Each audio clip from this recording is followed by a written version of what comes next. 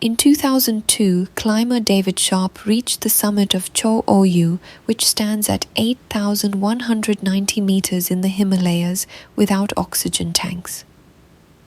He then set his sights on Mount Everest. In 2003, he attempted to climb Mount Everest using oxygen tanks with a small team.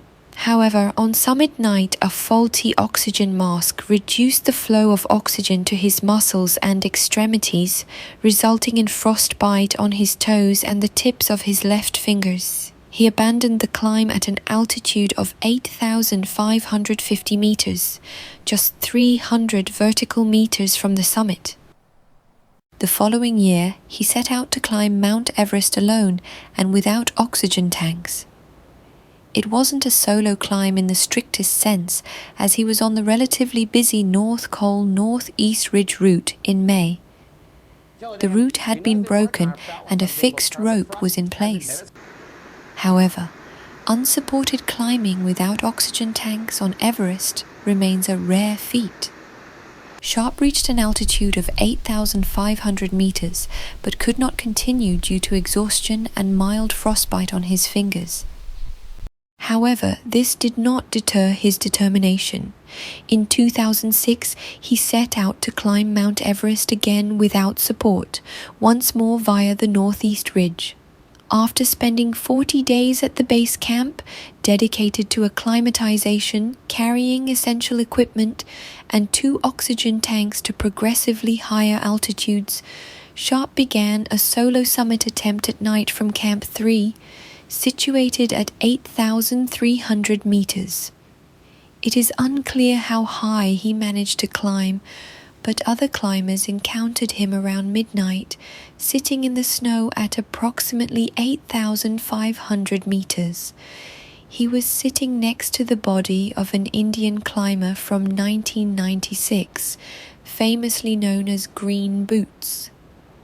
His death sparked controversy as 30 to 40 climbers passed by him over the following hours. Early on, some climbers urged Sharp to keep moving, but he signaled them to go away using body language. These events occurred in the dark, with muffled foreign accents behind oxygen masks. Some assumed Sharp was taking a short break or stopping to change an oxygen tank. Sharp was then left alone again. Subsequent climbers believed his body was a new one, while others mistook him for the well-known body referred to as Green Boots. Others simply ignored him. At sunrise, descending climbers stopped to help when they saw Sharp's elbow moving. His oxygen gauge read 0. Along with Sharp's frozen mask, the climbers were unable to switch his oxygen tanks, many of which were also nearing empty. They attempted to give him hot drinks, but to no avail. Sharp was unable to move, and they were unable to carry or drag him down. A Sherpa connected an additional oxygen tank and restored the oxygen flow. This was enough to bring Sharp to semi-consciousness, but not enough to enable him to walk. His limbs were frozen. 2 Sherpas dragged Sharp for 20 minutes, managing to move him only 4 steps into direct sunlight.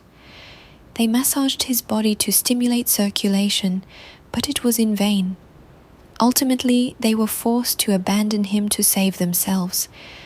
After some time alone, Sharp succumbed to exhaustion. Russell Bryce from New Zealand runs the well-respected guiding company Himalayan Experience, HIMEX. He has climbed many 8,000-meter peaks. His team was on the north side of Everest in 2006, and a Sherpa from his group attempted to assist Sharp late in his ordeal. Bryce returned to Everest the following year. During their expedition, Sherpas from his team removed 3 bodies from the route, one at 8,300 meters, another at 8,600 meters, and Sharp's body at 8,500 meters. As respectfully as the conditions allowed, they dragged Sharp's body to a nearby cliff edge and pushed it over the side of the north face. They also attempted to remove the body of Green Boots, but it was buried under snow. and earlier efforts to move it had failed as it was frozen in place.